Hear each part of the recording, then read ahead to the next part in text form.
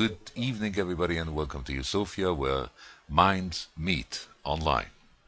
And tonight we are going to meet not only fantastic minds, but bodies of two sailors who are about to raise their anchor and allow the ship to start a long voyage in the footsteps of Ulysses. What's his name? Franz Schubert. Franz Schubert, yeah, no. So good evening, Valentina. Good evening, Eric. Good evening, Francesca. It's nice to have you here with us. It's your first time with us at Sofia, if I'm not mistaken. Yeah, thank you so much for welcoming me. Okay. Where are you from? I'm from Italy, from Turin. Ah, Turin. So we're all Piemontesi and Astigiani. So, tell us a little bit about why did you start this fantastic voyage? To just make everything clear, not everything, more or less everything clear. Eric and Valentina are starting a fantastic voyage that brings to life, I don't know if all, but a lot, all, not all, all? No, who knows? Maybe. Just a little bit understatement. We try to, but we don't know. We're enough young.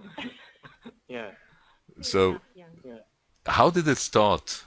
Did it start? Well, let me rephrase that. Did this start musically, or did this start as a project with a narrative behind?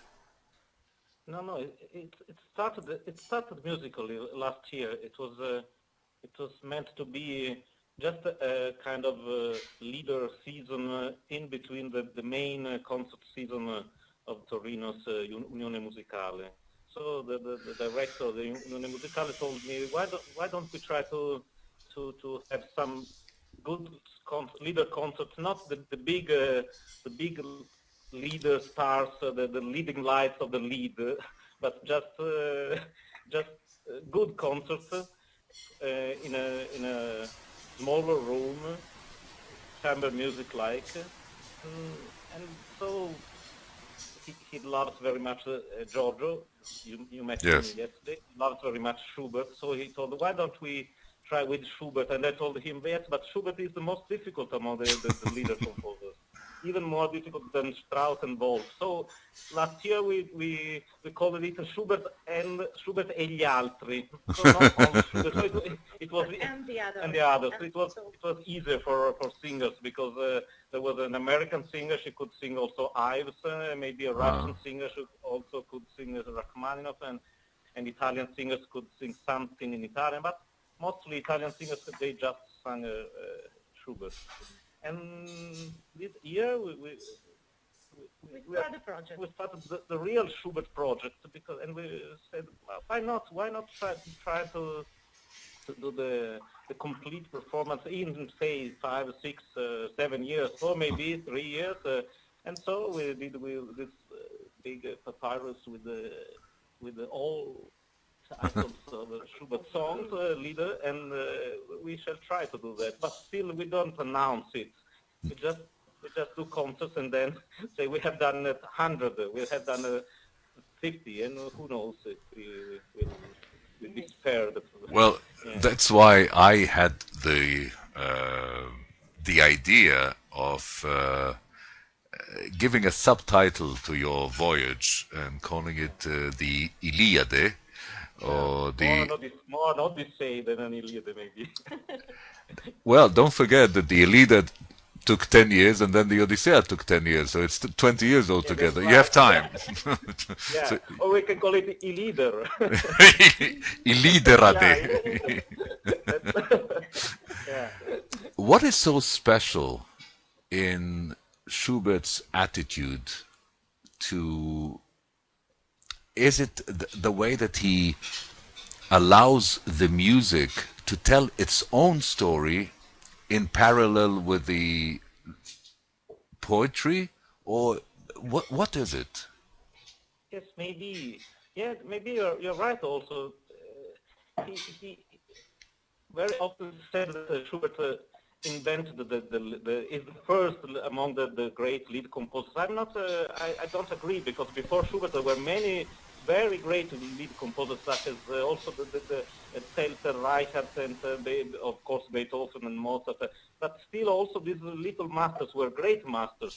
But maybe Schubert invented something new, a new form, and so he is like Shakespeare in this regard, because he has the music image, which is the same music image, music clusters, and music motifs, which is the smallest atomic element. part of language. So it's really akin to the real language, and so it's not a question of saying something in music about something which is already has been said in poetry. For me, it's really the same thing. This little atomic measure, which is language. And so there was a great philosopher, American philosopher, the great now la filosofo della musica, Susan. No, Susanne Langer. She said music as the tonal analog of emotive feeling. And so I think that Schubert is really this, and so that's the reason why he is so difficult for singers, for pianists, because you have to feel the same, just as acting Shakespeare, maybe. Something like this. For you have been doing a lot of leaders. You also have a kind of an evening job or an afternoon job.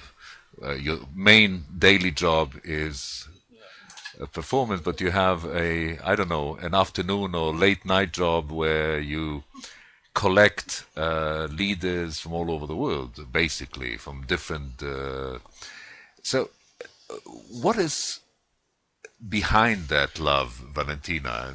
I'll ask you. Yes.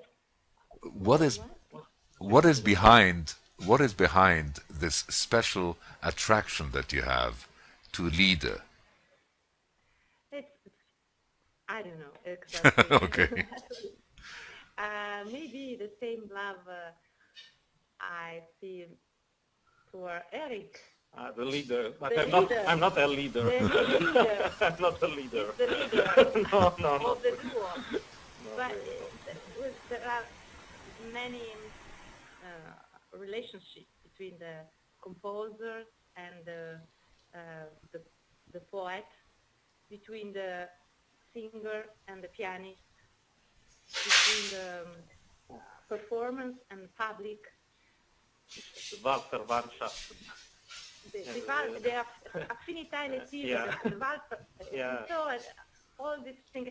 I think if I did not met Eric, likely I would have seen not so many leaders, because So, how is Eric connected to your grandmother? Because without you, but you said once in a former conversation that we had that if it weren't for your grandmother in Venice, you probably would not have become a singer. Singer, yes, but not a leader singer. I don't think your grandma was singing leader. No, I don't think so. No. My grandmother was just a singer. Turandot, like opera, but not leader. Not leader. Well, let's go back to Schubert. You know, many people that are not thought of as close to music actually had music as had an incredible love affair with music, and you know, from characters like Sherlock Holmes to real life characters like Albert Einstein. Albert Einstein you know the story. He was enfant prodige almost with the violin, and he used to say things like, "If I don't play the violin for a month, he will think that I'm only a stepfather, that I'm not the real father." And for him, he said there were three composers with whom he could just get back to be himself when he was distraught. It was Mozart, Bach, but above all Schubert. You know, Schubert, for many, well, you know better than I do, that for many years Schubert was considered a little bit a minor, also for Schubert. I mean, you know, Schubert said, well, you know, there's Beethoven. What can you do after Beethoven? What is it in Schubert that succeeded in each and every one of the musical pieces that he wrote? I don't know all the 60,000 that are probably somewhere around there. But let's say in the 600 leaders, each and every one is not only a masterpiece, but it's so perfect. Everything links together. If you take the great Beethoven, Beethoven is a musician and there's nobody like him, whatever. I'm not going to go into that. When Beethoven tells a story with his music, like he did in opera, like he did in Lieder, he doesn't come close to Schubert. You know, because his drama is a musical drama. And with Schubert, the drama is musical but theatrical. And I like very much what you said about Shakespeare. But what do you think drove this guy? Yeah, well, maybe if I must say something about which is closer to me, Schubert had also some kind of Italian feeling. So he was maybe the only one among great composers of the 19th century who never like then Brahms did, and also Schumann and Mendelssohn. They all, something is happening. No, we're okay. There. Yes. Okay. They all went to Italy, but with Schubert, Italy came to him because in the person of his beloved master Salieri, who really taught him how to feel the melody, which is something which Schubert has much more than, of course, than Beethoven, and he has kind of a mixture between Mozart and the Italian masters.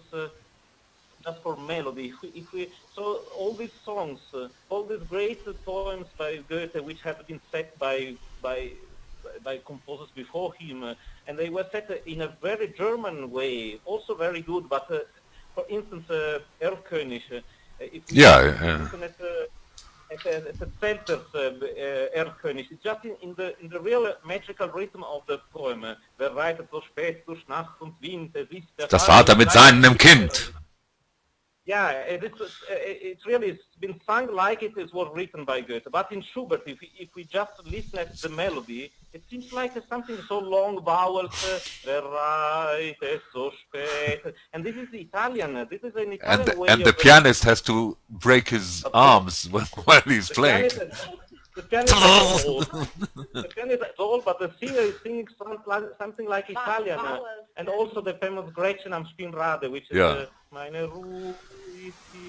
Also, this is a kind of Italian. Also, Mozart in between Barbarina, L'Opertura, they both have been losing something, the rule or the key. And so maybe Schubert has this kind of Italian and German, like Goethe. I was going to say well, Goethe did travel to Italy, and one of the famous. He learned how to write. And he also learned how to write in a different way when he came to Italy. So, and also Shakespeare learned something from Italy. All his dramas which are in Verona and Padua and Messina, and he learned something of the Italian way of interpreting the Greek drama. So maybe this Italian attitude has been good for Schubert and also for Lied, and also who knows. So it's good to do Schubert in Italy. Also, Which Italian songs. Yes. They perform. And the first concert the next Tuesday, yes, the 6th of November, that will be the first of the fourth of the season. And there will be two Italian songs by Schubert. Yes. Guarda che bianca luna. Very well written songs by Schubert, yes. By Metastasio and Jacopo Vittorelli. So, and Schubert did really know how to write in Italian. Really incredible. Than Verdi. Than Bellini, yeah. I don't want to go into a big dispute here, but you mentioned the name of Verdi, and Verdi and Wagner for me are somewhere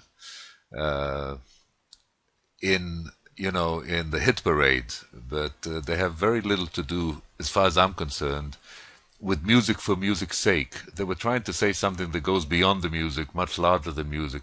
In my book, I'm not trying to be messianic in this, but as opposed to what Schubert did, because one of the things that I feel with Schubert, it's musica netta. It's it really. It's also his life, maybe, he was never really alive if he was not either composing in a hectic way or playing for friends. And I think he only performed once or twice on stage, no? Yeah, really few songs, especially songs have been very rarely performed.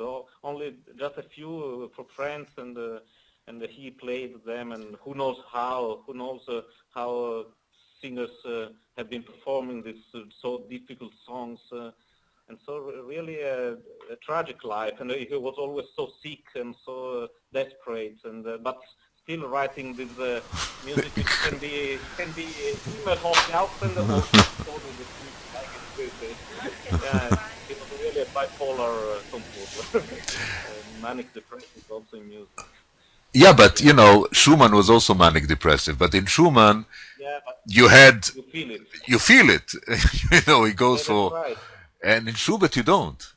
Well, I mean, if you take the quintet for strings, the Adagio, there's nobody that can stay away from crying. And there's a fantastic line in a stupid movie, I can't even remember the name. Something with Gérard Depardieu in America. But that was maybe the trio in Kubrick's Barry Lyndon.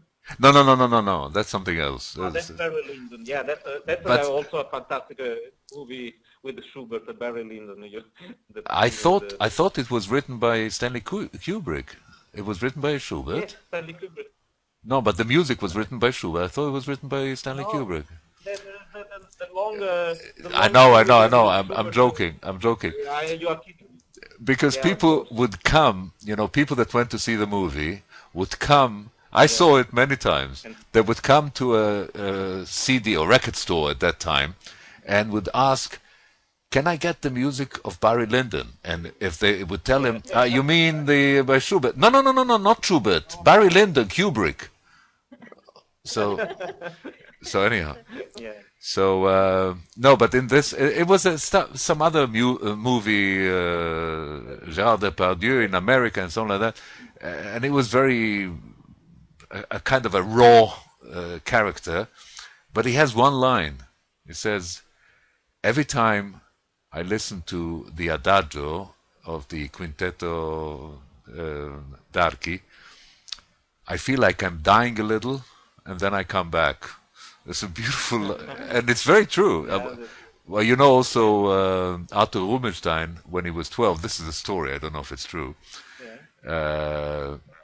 he listened to it for the first time, and he said, "I would like this to be played at my funeral." And the truth is, it was played at his funeral. Yeah. I'm going to play now Nur wer die Sehnsucht kennt. And tell us a little bit about it afterwards, okay? I'm going to mute everybody so that we don't have echo. And here we go.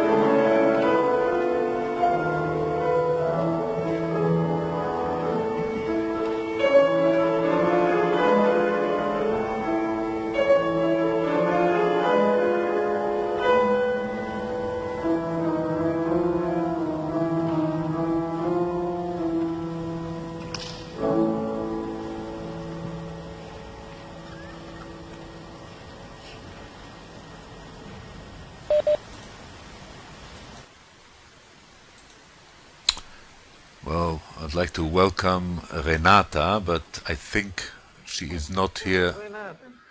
She doesn't hear us yet. I see that there's some kind of problem. Hopefully it will be solved. But anyhow, she is here. She does not have neither audio system nor video system working, but it might work. It might come. Tell us a little bit about what we just heard.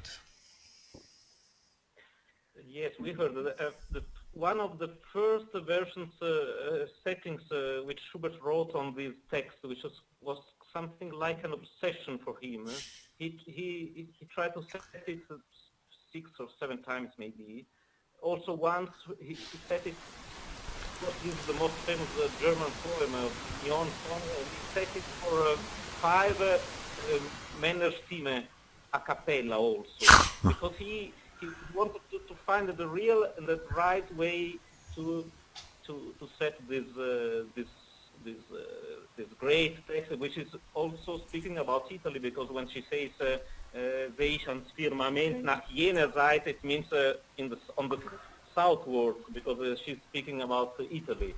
And so Schubert wanted to be the first, maybe, because also Zelter had set it 7 or 8 or 9 times this text, and Beethoven had set it 3 times and said and wrote, I set it 3 times because I'm not able to do it right. One good. Yeah. And finally Schubert, after this one, which is still in kind of style, old style, 18th century. Yes, it sounds like a little bit like Celta steel. Then finally, after 10 years, he could find a way with his most famous setting, which maybe it's the only one worth of it will be the Bolt one after 80 years, but still. So who knows why this poem has been so difficult for many composers? A short poem, but with. But this one he wrote when he was quite young. It's from 1815, 1816, no? Yes, yes, 16. 1816, and then the most famous one is from 1825. 20? 26. 25 or 26? 26. Yes, yes. So, And so The third setting. third or sixth. The so, third setting was so in 26 he was old already. He was 29. It was old. He was Yes, 29. Terrible. 29 yeah. Anyhow, what is still very in Schubert's Lied and in Schubert's I think there are three quite precise definitions in Schubert's approach to music. One is for his chamber music with instruments. One is for his voice music, vocal music. I did not know about for 5 male voices cappella. I did not know about this. That's very interesting. Is there Like a Luca Marentio. It looks like a Luca Marentio madrigal. Yes, really. wow, that sounds fantastic. Yeah. Maybe that's it. Maybe Schubert was the reincarnation of Monteverdi. I think so. Probably. Could be. Yes. Many German composers were reincarnations of Monteverdi. Also, Hugo Wolf was something like. Yes. They didn't know. They didn't know it. While the Italian composers, it seems that they didn't know anymore Monteverdi in the 19th century, which is a pity. Yeah. That's why they couldn't set Bardi or Pascoli or Artucci. Otherwise, they could have those great poems. It was a pity. Yeah. And then we had, a completely different Schubert, I think, in his symphonic work, where it took him some time to find his own, maybe. But from the first symphony to the number 10 or 9 or whatever you want to call it, well, Renata left the meeting. She probably had some technical problems. So. And in each and every one, I find he's so special. He's always Schubert. I mean, Schubert is like, for me, there's some, well, probably all the great composers, you hear the first 3 notes, and even if you don't know, you don't remember what it is, but it's Schubert or it's Shostakovich or it's, but the approach in when there's a narrative is so different than everything else that he did, because Di Forelle, people put a name to it at the end, but And I'm not. I see what you mean, but I'm not so sure about that. Personally, when I listen to Schubert, I always listen at the musico-verbal kind of content. I think that if you know the 600 songs very well, and when you listen at some part of a sonata or a symphony, you always find something which is there, and maybe the key to how to listen to Schubert. That's the first. For instance, the last sonata, which is and that's one of the settings of the second song by Mignon, which Schubert then put aside. So maybe I always listen at words and also Schumann did say something about that. He said, when I listen to a symphony by Schubert, it's like listening to a a novel played, a big novel played and sung. So, but who knows? Who knows if he was really thinking about words or just as who knows? Well, I mean, if you read his letters, and if you don't know the person, the letters are like very young and non-experienced, juvenile, somebody who's trying his way in life, and and then you have all this maturity in the music. By the way, what Schumann said is beautiful. And Schumann was such a beautiful person. It's such a pity that, and he loved everybody. The story between, especially Schubert, he loved. and also he discovered many songs and published all the songs, the posthumous songs, and you feel it when you listen at his songs. You feel that the day before he had just discovered a song by Schubert, or a symphony. Yes, but Schubert, I think Schubert was the first great European intellectual. He was really a progressive man. He could read. He was reading so many poems. If you just think that he said 600, it means that he has read 6,000, because otherwise he couldn't select. So he was always reading. He was a literary mind in a musical genius. So it's the perfect man, I think. The perfect man. Well, even if you think about the cycles, the Wanderer, and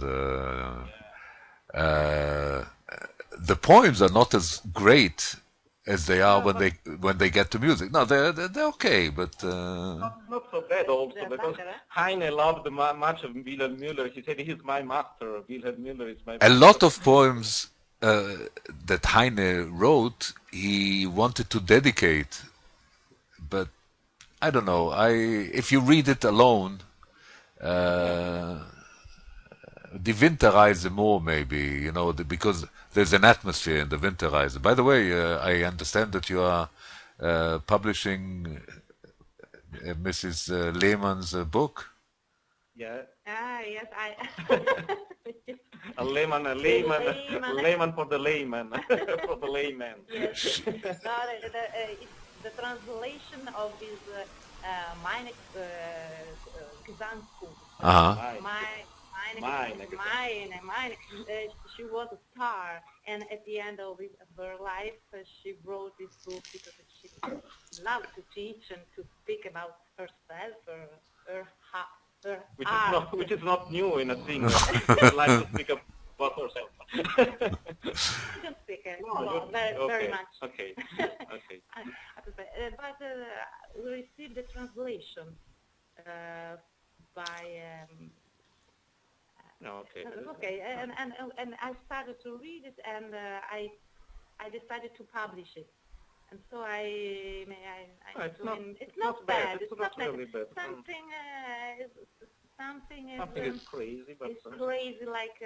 Well, you know what she wrote about Winterreise. She wrote, she. No, but not Lotte Lehmann. This is Lili No.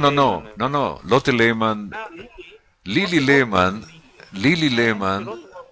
She wrote counter Lotte. She wrote, this is not the way to do it.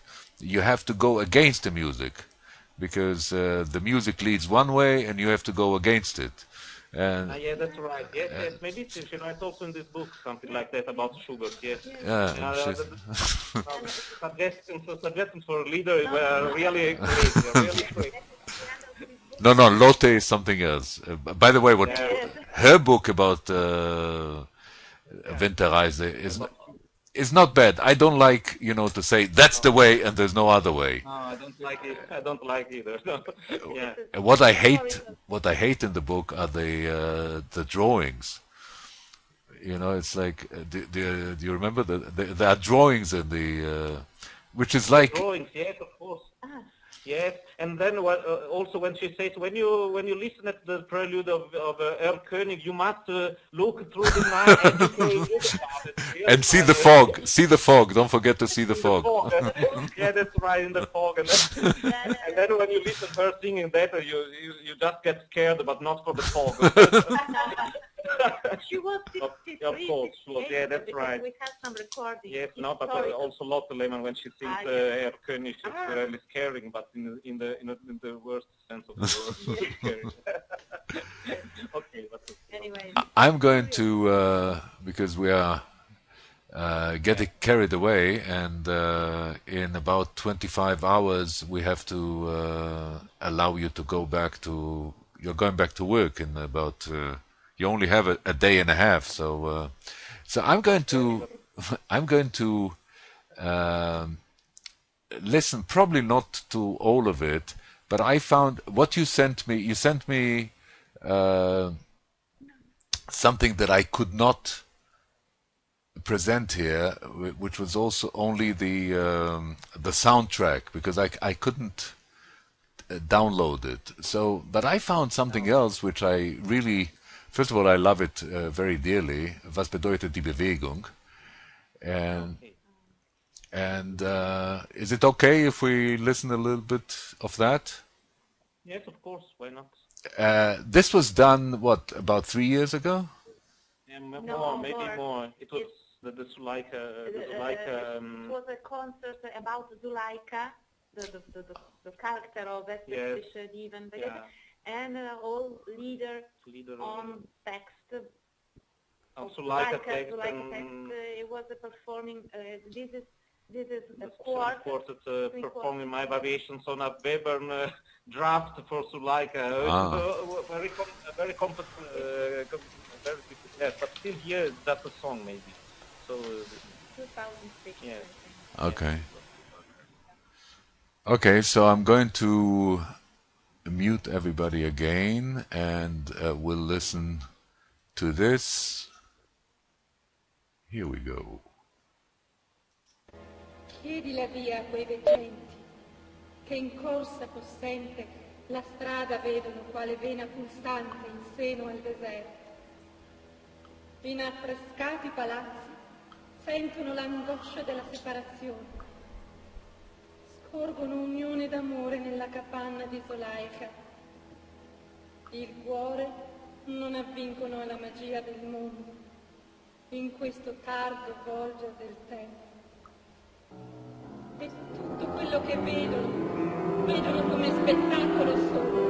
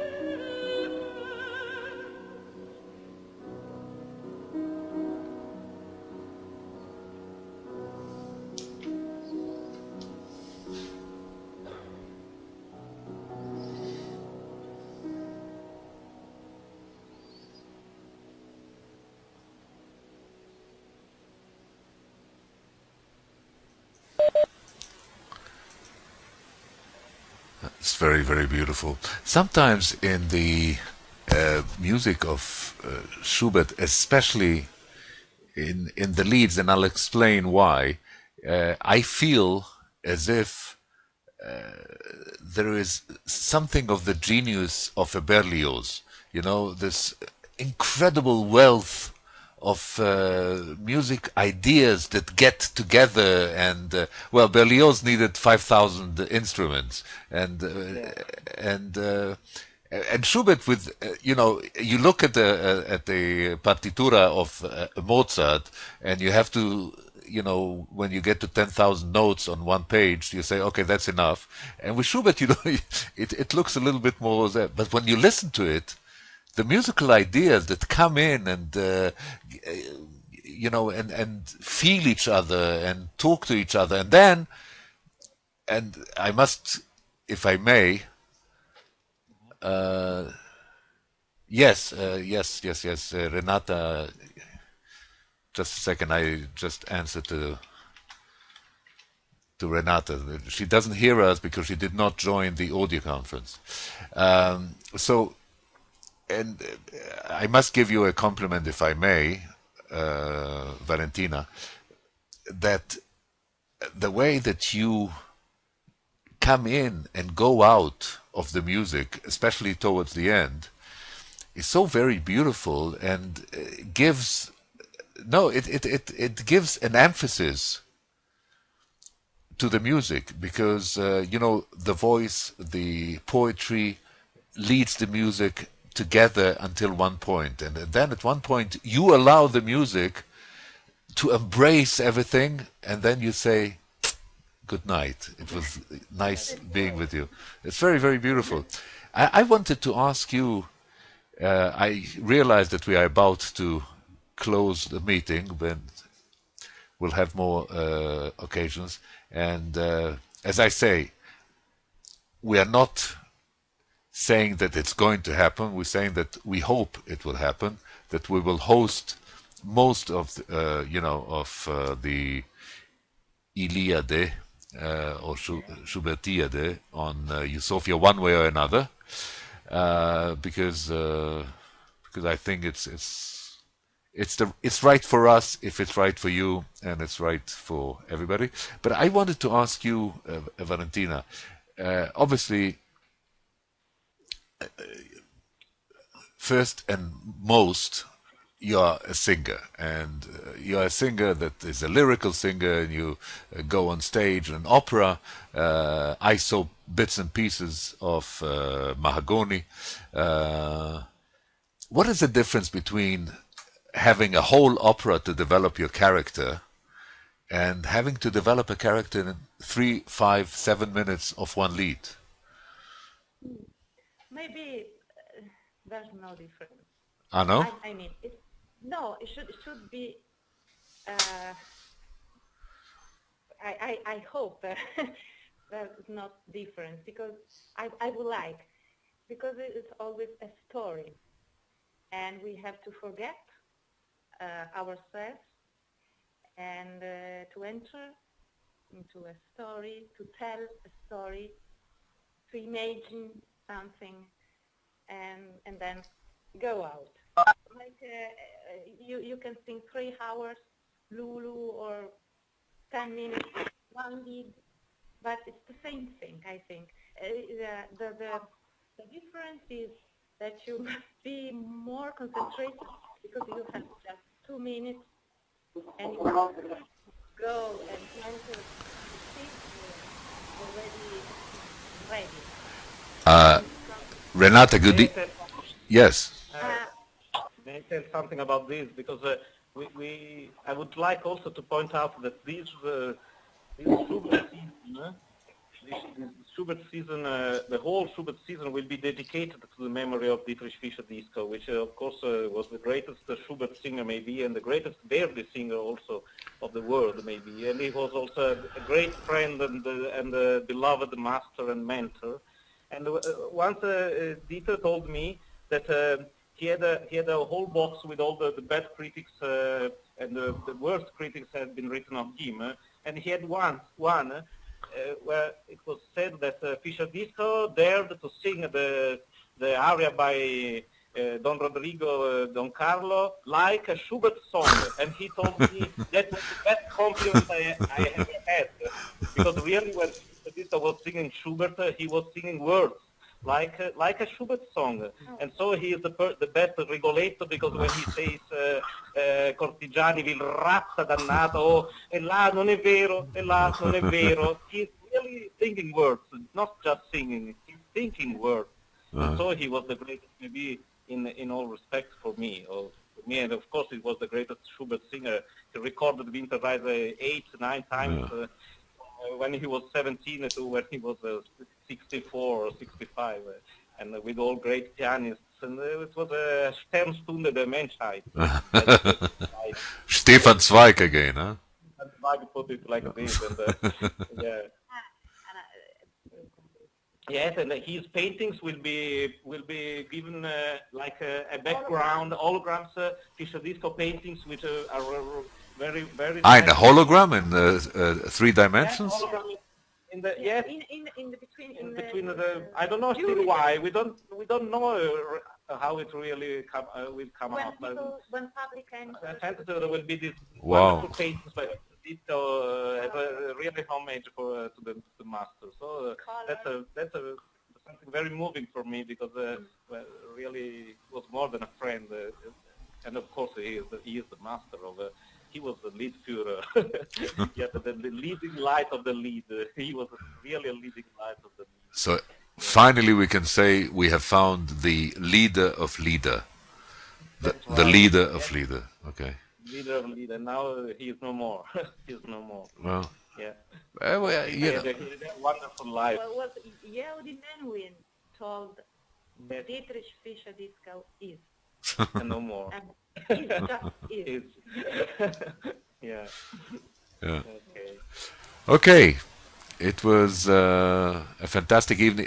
Renata, good evening. I see that Renata now is connected, at least by voice.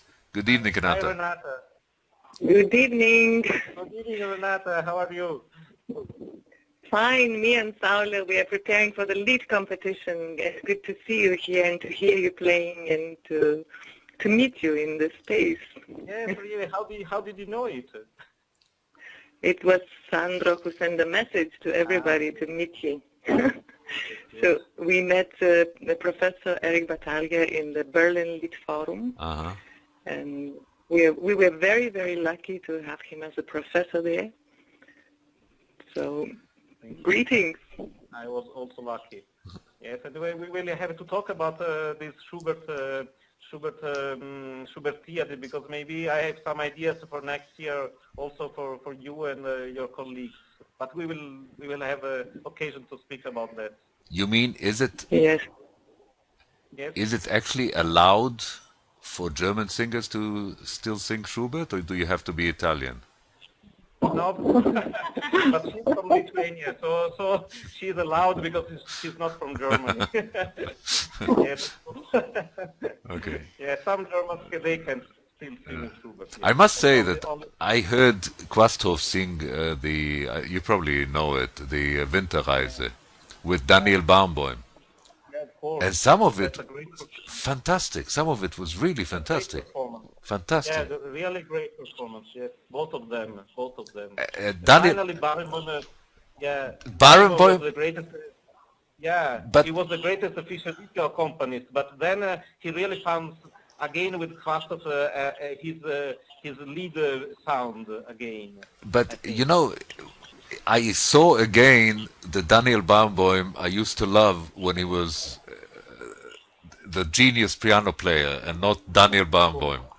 And because, you know, he was very timid, he was very almost humble, allowing Schubert and Quasthoff to be the main actors. It was very beautiful, very... Yeah, really. Yeah. It was a very, very emotional evening for me, both because of you and because Schubert for me is my Liebesland. It's where I live to love, and not where I love to live, but where I live to love. and you allowed us a very nice angle to look into this dreamland of Schubert's Lieder, and we will be with you as much as we can, especially as I've met Giorgio and I heard his enthusiasm for having everything shared. He's a kindred spirit. Yeah. Yes. So I'm still trying to maybe change my ticket so that I can come to, maybe, I don't, it's because the whole thing was for for my daughter, and so I'm now planned to come on the 6th and go back on the 8th next week. But if I can change the ticket, I will let you know. Anyhow, I will call you when I'm in Milan. Okay. So, Thank you. Thank you. Thank you. Good night you, to Francesca. everybody. Thank you, Renata. Francesca. Bye-bye. Thank you very Ciao. much, and good evening from Eusofia, where minds meet online.